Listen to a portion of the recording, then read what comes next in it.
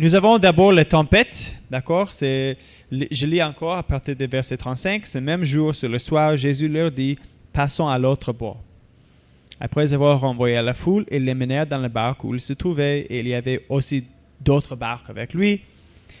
Il s'éleva un grand tourbillon et les flots se jetaient dans la barque. Désolé, je me suis compliqué. Je veux nous demander une question d'abord, avant que je continue. C'est une question peut-être pas totalement même trouvée dans la Bible. J'aimerais savoir, qui ici connaît l'histoire Le Comte de Monte Cristo, du célèbre écrivain noir Stéphane Dumas? Le Comte de Monte Cristo.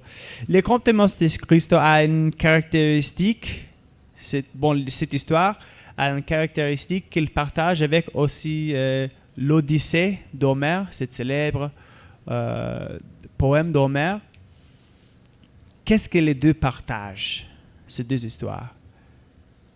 C'est au fait quelque chose qui est aussi partagé avec plusieurs grandes histoires. Ils jouent les deux, ils traitent d'identité mal comprise, d'identité presque cachée. Et il y a quelque chose en cette idée que nous, les êtres humains, nous adorons. Nous adorons les histoires comme ça. Et on pensait qu'il était ou elle était celui-ci, mais c'était au fait celui-là. Il y a quelque chose qui nous intéresse autant. Qui es-tu réellement? Est-ce qu'il y a quelque chose en toi qui peut tout changer pour moi? Je veux vous dire que notre histoire en Marc aujourd'hui joue sur ce même thème d'identité mal compris. Mon objectif ce matin est que vous voyez au fait cette réelle identité de Jésus, que Jésus est le Fils de Dieu et aussi qu'il est plus miséricordieux que nous avons pensé. Et ainsi que nous pouvons lui faire confiance en tout. Nous pouvons nous donner totalement à lui et permettre à sa réelle identité de tout changer pour nous. Entrons encore maintenant dans notre texte. La tempête arrive, c'est ce qui se passe d'abord dans cette histoire. C'est bon de noter plusieurs choses. Jésus, je vous donne le contexte, il dit ce même jour, il parle du jour qui a commencé en chapitre 4 au début. Jésus a passé toute la journée en train d'enseigner une grande foule qui était si grande que Jésus a dit qu'il veut enseigner dans une barque. À côté de la lac, il s'est mis dans la barque pour que le son puisse rebondir sur les eaux et tout le monde peut lui entendre. D'accord? Il a passé toute la journée en train d'enseigner et ce même jour-là, sur le soir, Jésus leur dit, alors il dit à ses disciples, passons à l'autre bord. C'est bon aussi de se rappeler qui sont les disciples. Ils venaient de divers métiers, mais on se rappelle que plusieurs d'entre eux, y compris Pierre, étaient des pêcheurs. Et pêcheurs où? Sur cette même lac de Galilée. D'accord? Alors vous pouvez comprendre que c'est comme si je demandais à un pêcheur de lac Kivu de me mettre encore sur le lac Kivu. D'accord? Pierre et les autres pêcheurs avec lui connaissaient le lac bien. D'accord? Ils étaient habitués à travailler la nuit sur le lac. Ils étaient professionnels, je peux dire, sur le lac. Ça fait en sorte aussi que nous comprenions combien était grand cette tempête. Parce que même les professionnels sur le lac en avaient peur autant. Je ne sais pas qui d'entre vous a été sur notre lac Kivu lorsqu'il y a orage, lorsqu'il y a tempête. Ce n'est pas une expérience agréable. Moi-même, j'ai été là sur un bateau et les gens paniquaient. Il y avait de grosses flottes, peut-être de cette taille, 1 mètre et demi, qui venaient sur le bateau. Et les gens avaient peur, ils étaient en train de prier ce jour-là. Ils paniquaient autant. C'était un peu ça, je pense, l'état de ces disciples. Mais je vous dirais que cet orage apparemment était même plus grave. Parce que les gens sur le bateau avec lesquels j'étais là, ils n'étaient pas réellement habitués au lac. Alors que les disciples étaient ici, ils connaissaient, ou les pêcheurs parmi eux, ils connaissaient le lac bien, mais ils n'ont pas maîtrisé cette tempête. C'était une tempête incroyable.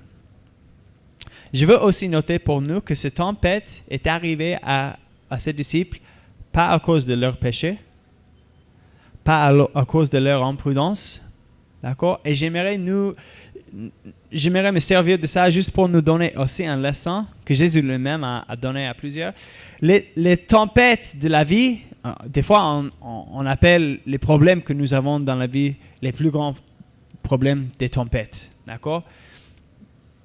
On dit des fois que les tempêtes de la vie, ils arrivent, et j'aimerais vous dire qu'ils arriveront dans votre vie aussi. C'est inévitable.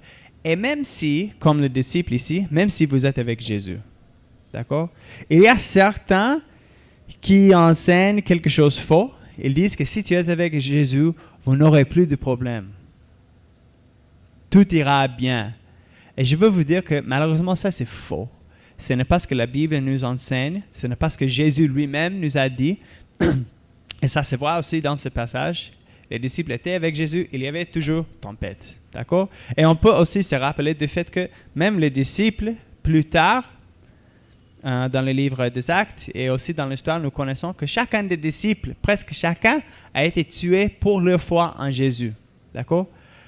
Alors, le fait que je fais confiance en Jésus dans cette vie maintenant ne veut pas dire que tout sera rose ici dans cette vie. D'accord? Ce n'est pas ce que cette histoire veut nous enseigner, mais cette histoire nous enseigne une vérité même plus importante. Et on va y arriver. Mais les tempêtes arrivent, elles arriveront dans votre vie. Peut-être elles sont déjà arrivées dans votre vie. Ton ami tombera malade, ton époux des cancers, les enfants auront aussi des problèmes, vous perdrez le boulot. Ça arrive, ça arrivera à tout le monde. La question, c'est qu'est-ce qu'on fait avec ça? Pourquoi est-ce que ces tempêtes arrivent? Je veux juste souligner ça. On se demande ça souvent. Pourquoi? Pourquoi ça?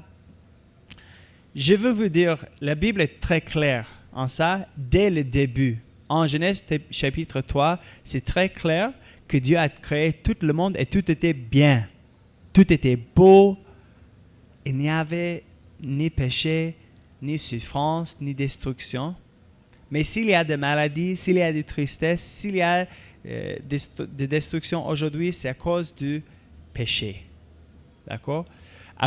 Des fois, à cause de notre péché, peut-être j'ai volé quelque chose de quelqu'un et puis ses enfants n'ont pas à manger parce que j'ai volé de lui. Peut-être ça arrive. Ou peut-être j'ai volé et la police m'attrape, je suis en prison. Voilà, c'est une malheur, tempête que j'ai causée de moi-même. Mais ce n'est pas seulement nos péchés individuels qui nous fait arriver les tempêtes. Il y a aussi, nous sommes dans un contexte général d'un monde déchu par les péchés. En Genèse 3, Dieu a dit que la terre produira des ronces et des chardons. Alors, vous pouvez comprendre que la nature elle-même a été changée à cause du péché. Alors, il y a plusieurs choses qui nous arrivent que tu ne peux pas pointer le doigt et dire « c'est à cause du péché de celui-ci que cela est arrivé ». Au moins que vous pointez le doigt à Adam et Ève qui ont fait venir le péché dans ce monde. Mais ce monde, je vous dis, en général, est tordu par le péché et c'est pourquoi les tempêtes arriveront. C'est pourquoi elles arrivent. C'est aussi pourquoi Jésus va revenir un jour. Jésus a fait promesse qu'il reviendra. Et ce jour-là, nous savons du reste des Écritures que Jésus va totalement effacer les effets du péché, en sorte qu'il n'y a plus de larmes, il n'y a plus de maladies. Cette paradis dont nous rêvons, qui était là, dans le jardin d'Éden, dans une sorte sera encore ici. Mais nous ne sommes pas encore là. Nous sommes toujours dans ce milieu. Et le péché fera en sorte que les tempêtes arriveront. Comme je l'ai dit, la question devient, qu'est-ce que nous faisons face à la tempête? Nous voyons ici ce que les disciples ont fait. Je lis à partir du verset 38. Et lui, il dormait à la poupe, sur le coussin. Ils le réveillèrent et lui dirent, « Maître, ne t'inquiètes-tu pas de ce que nous périssons ?» Le « il » ici, ou le « lui », c'est Jésus. Et Jésus, il dormait à la poupe. Ça, c'est un terme technique des navires qui veut dire qu'il dormait en arrière de cette barque. D'accord? Il dormait en arrière. Et ils, ça veut dire les disciples, le réveillèrent et lui dirent, « Maître, ne t'inquiètes-tu pas de ce que nous périssons ?» Qu'est-ce que nous voyons dans cette réaction des disciples? Si tu peux le caractériser, qu'est-ce que tu dirais? Moi, je dirais colère. Ils sont fâchés contre Jésus. N'est-ce pas?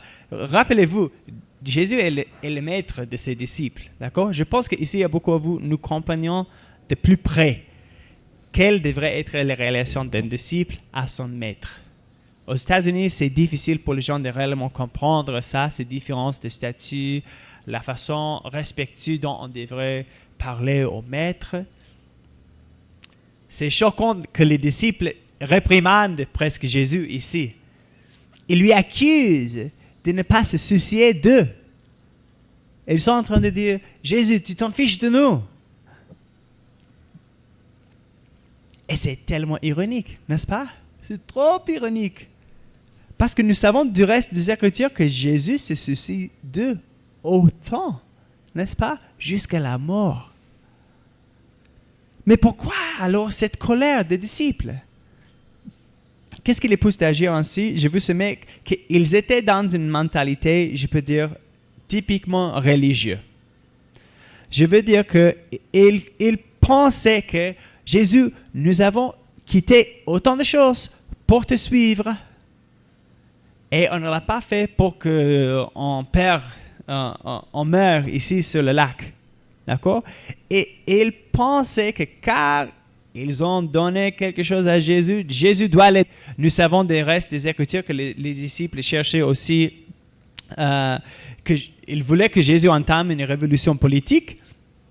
Et lorsqu'il met son nouveau royaume, selon eux, il voulait être le chef dans ce nouveau royaume. D'accord? Les disciples, bref, avaient des mentalités tellement terrestres. Ils cherchaient le pouvoir, ils cherchaient la sécurité. Et Jésus confond presque toutes leurs idées de lui. Mais eux, ils étaient en colère parce qu'ils pensaient qu'ils avaient fait un échange avec Jésus. Et Jésus ne tenait pas ses promesses. Alors, ils sont fâchés. Ne t'inquiètes-tu pas de ce que nous périssons? Nous avons laissé autant pour toi. Ça, c'est la première réaction que les êtres humains font à la tempête. D'accord? Les disciples l'ont manifesté ici. Il y a une deuxième réaction, tellement humaine face à la tempête. C'est presque la même chose, mais c'est moins énergétique. C'est l'abandon de Dieu. Plusieurs disent, maintenant les choses vont mal et je vais chercher mes solutions d'ailleurs. Oui, je ne vais plus m'associer à Dieu. Il y a certains qui disent, bon, j'allais à l'église lorsque les choses allaient bien, mais maintenant j'ai un grand problème. Cette tempête est là. Et Dieu n'a pas empêché cette tempête, alors je quitte Dieu quand même. Vous trouverez dans cette mentalité presque le même principe que ceux qui sont en colère contre Dieu. Ils pensent tous qu'ils peuvent faire un échange avec Dieu. Bon, si je fais les choses, si j'assiste à l'église, si je prie, si je donne à l'église, Dieu me doit dans une sorte. Et si Dieu n'est pas en train de me donner ce qu'il me doit, alors je ne vais plus faire les choses pour lui. Je veux vous dire que telle n'est pas au fait la bonne attitude envers Dieu ou la bonne attitude envers la tempête, mais il y a une chose encourageante pour toi et moi.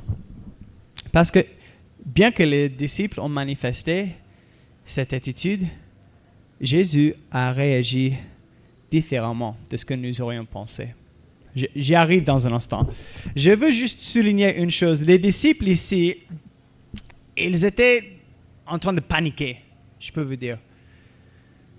Ils étaient en colère parce que, je veux vous dire qu'ils ont surtout oublié ce qu'ils ont déjà vu de Jésus et ce que Jésus leur avait dit. À ce point, dans le livre de Marc, Jésus a déjà manifesté une puissance une puissance surnaturelle. Il a déjà guéri un homme aveugle, un homme boiteux, un homme démoniaque et 2 autres. D'accord? Mais les disciples, c'est comme s'ils ont oublié cette puissance de Jésus. Et aussi, ils ont oublié la compassion de Jésus. Ils lui accusent de ne pas se soucier d'eux. Alors que chacune de ces guérisons que Jésus a fait était un acte de compassion. N'est-ce pas? Qu'est-ce qui les a poussés d'oublier tout ça? Je veux vous dire que c'est parce qu'ils n'ont plus regardé à Jésus et regardé quoi? La tempête. Ils regardaient surtout la tempête. Et si on regarde seulement la tempête, si on fait l'attention sur la tempête, c'est tout à fait normal, naturel pour nous les êtres humains d'oublier ce que Jésus a dit, ou de minimiser, et de se demander, mais est-ce que c'est réellement vrai? Jésus a dit que nous passons à l'autre bord, mais il semble que nous allons nous noyer. Les disciples ont perdu de vision Jésus, et c'est pourquoi ils ont réagi ainsi. Heureusement pour eux, Jésus n'est pas qui ils pensaient qu'il était. Jésus est celui qui est plus grand que la tempête. Ça, c'est mon 3e point maintenant. Celui qui est plus grand que la tempête. Lisons maintenant à partir du verset 39. S'étant réveillé, il menaça le vent et dit à la mer, « Silence, tais-toi. » Et le vent cessa et il y eut un grand calme. Puis il leur dit, « Pourquoi avez-vous ainsi peur? Comment n'avez-vous point de foi? » Ils furent saisis d'une grande frayeur et ils se dirent les uns aux autres, « Quel est donc celui-ci à qui obéissent même le vent et la mer? » Alors, les disciples réveillent Jésus, ils lui accusent, et puis qu'est-ce que Jésus fait? Il menace, ou autre version dit, il réprimande qui? Si c'était moi, j'aurais commencé avec les disciples. Comment est-ce que vous me parlez ainsi? Vous m'accusez de ne pas avoir de l'amour pour vous? Mais Jésus n'est pas qui il pensait qu'il était. La réelle identité de Jésus nous surprend. D'accord? Qu'est-ce que Jésus a fait? Plutôt, toutes ces actions-là, lorsqu'il s'est réveillé, sont dirigées au fait par son amour pour eux. Jésus menaçant le vent et la mer et il se calme. Et pourquoi est-ce que Jésus a fait ça? Il a fait ça pour qui? Je vous demande. Pour son propre compte? Non, pour les disciples. Jésus a quel besoin de calmer les eaux alors qu'il peut marcher sur les eaux, comme nous savons plus tard? Jésus n'est pas en danger de se noyer. Il l'a fait pour les disciples. Alors qu'ils étaient en train de lui accuser, il a agi par compassion. Plutôt que les réprimander, il a calmé, il a fait ce qu'il voulait qu'il fasse par compassion. Et puis, qu'est-ce qui se passe?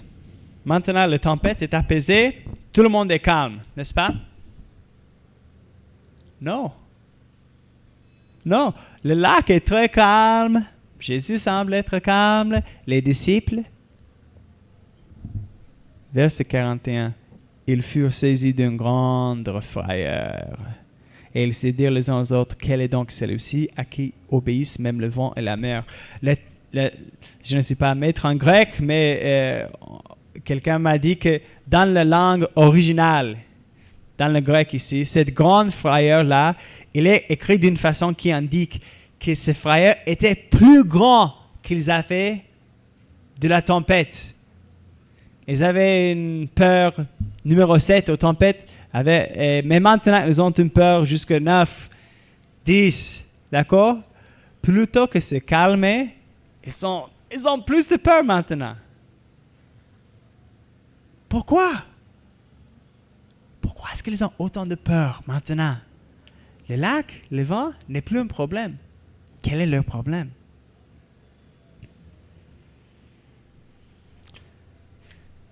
Ils commençaient à comprendre réellement, à saisir pour la première fois la réelle identité de Jésus. Et c'est ça que Marc veut que nous voyions ici. D'accord? Et ils commençaient à comprendre que Jésus est le Fils de Dieu. Ça, c'est pourquoi cette histoire est racontée ici.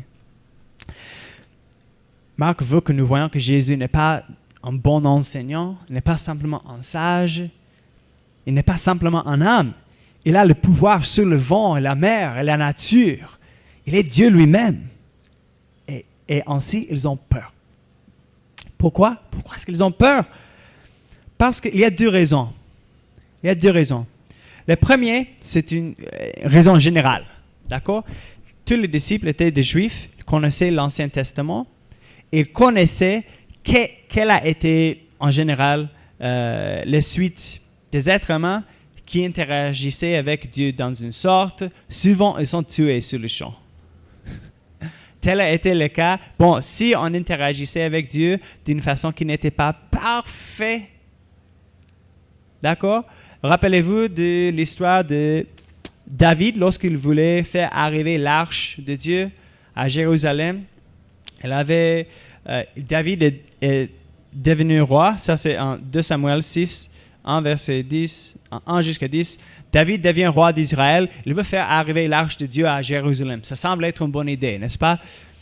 Il envoie des gens pour faire arriver l'arche et lors du voyage, les baffles trébuchaient un peu et l'arche risquait de tomber. Et Uza, un ami de David, a touché l'arche pour qu'elle ne tombe pas et Dieu lui a frappé. Il est mort sur le champ. Pourquoi? Parce qu'il n'était pas parfait comme Dieu voulut. Et je veux dire, Dieu avait dit que seulement les Lévites peuvent toucher l'arche. Uza n'était pas Lévite. Alors le fait qu'il voulait aider l'arche n'était pas suffisant. Dieu est saint. Dieu est parfait. Et alors, il était mort.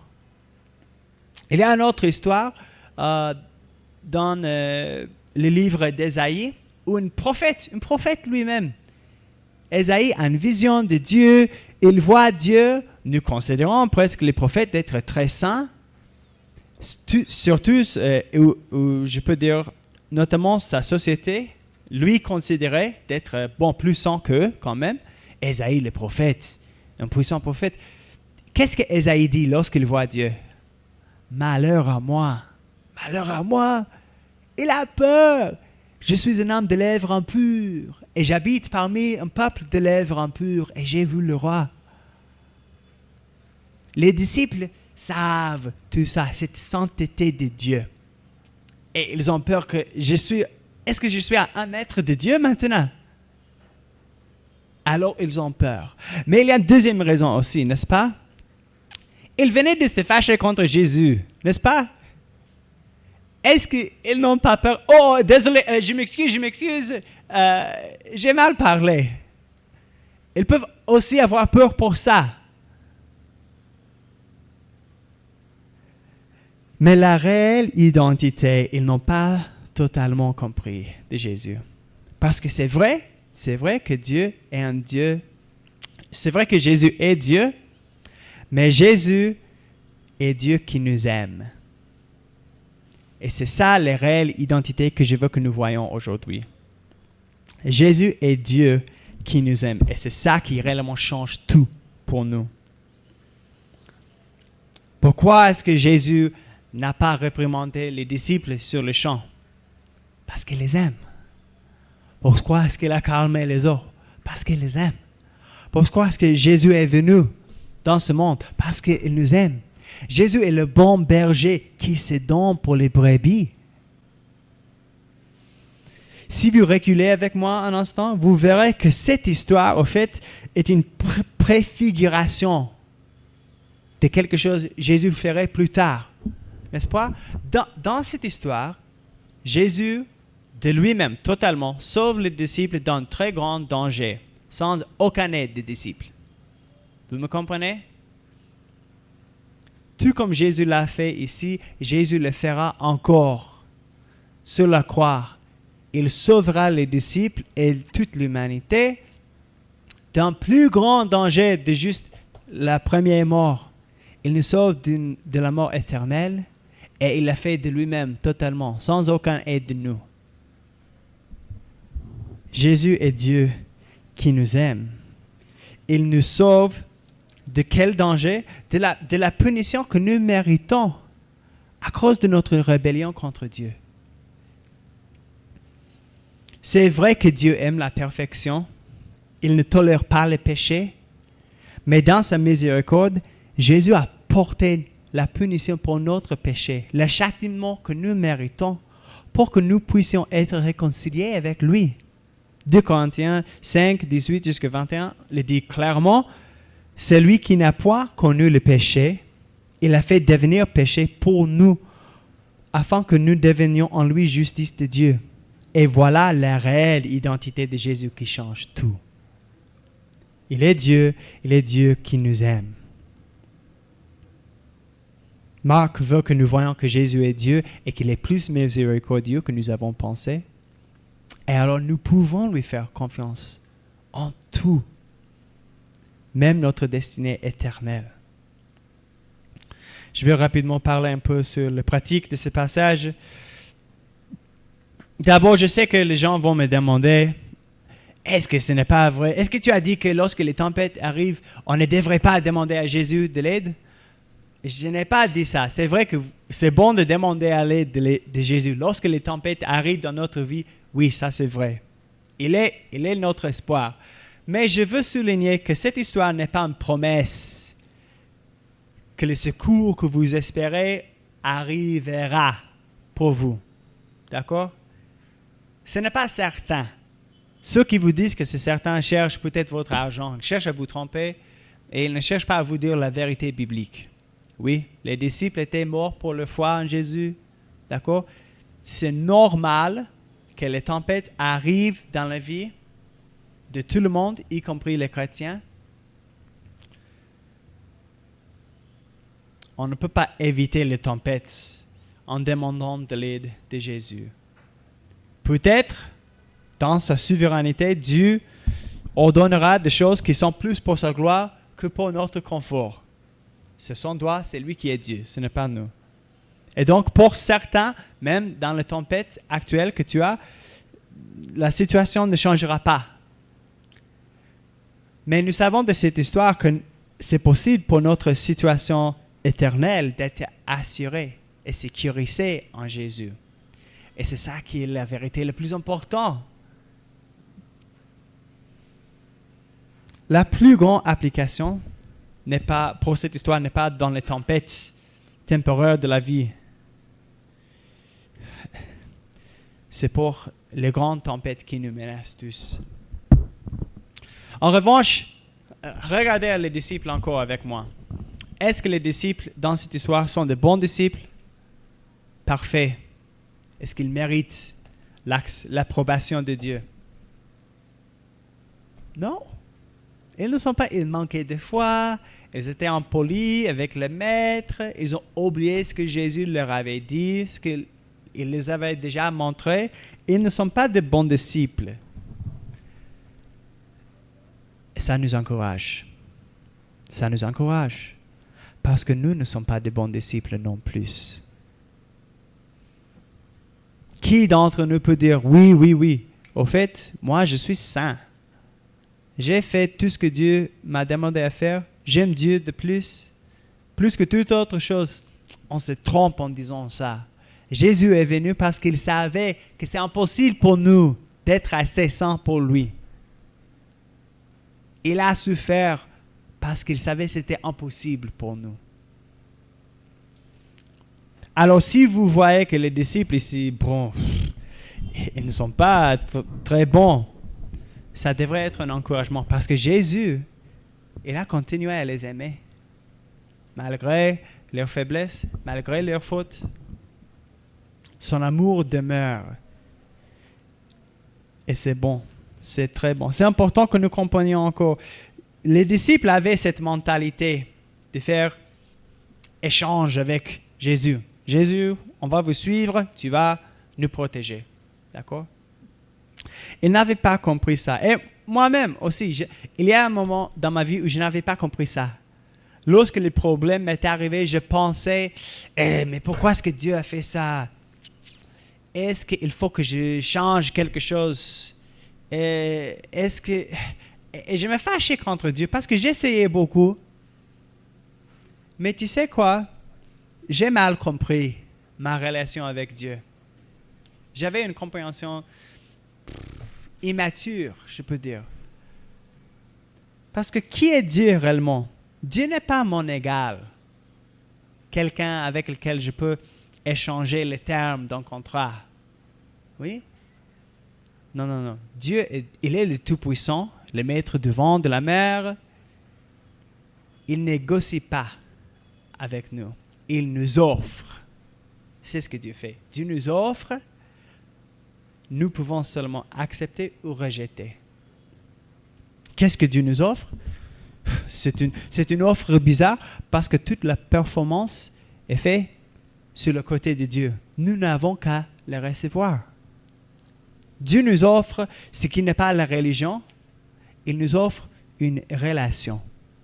Une relation d'amour, de pardon. Dieu nous offre de nous adopter dans sa famille. Cette histoire et les autres montrent clairement que Jésus est Dieu. Il est le Christ. Ça veut dire qu'il est le roi de toute la création. Il est le roi à l'avenir à jamais. Il est le meilleur roi que nous pouvons espérer. Alors prenez courage, vous qui doutez, qui avez peur, qui êtes égoïste. Les disciples sont tout ça. Et pourtant, l'amour de Christ demeure pour eux. Il est là, Jésus est là, pour tous ceux qui veulent reconnaître sa réelle identité. Il est le Messie, roi, sauveur, rédempteur, fils de Dieu. Tous ceux qui veulent répondre à son appel, qui veulent prendre son joug, qui est facile, et son fardeau, qui est léger, peuvent venir à lui. La réelle application de cette histoire, c'est de vous confier en Jésus. Dieu qui vous aime. Dieu qui a tout créé, qui tient toutes choses dans sa main, et la nature, et votre vie. Donnez-vous à Jésus totalement. Il a déjà résolu les plus grands problèmes de votre vie. Vous n'avez qu'à recevoir le don gratuit qu'il a préparé pour vous.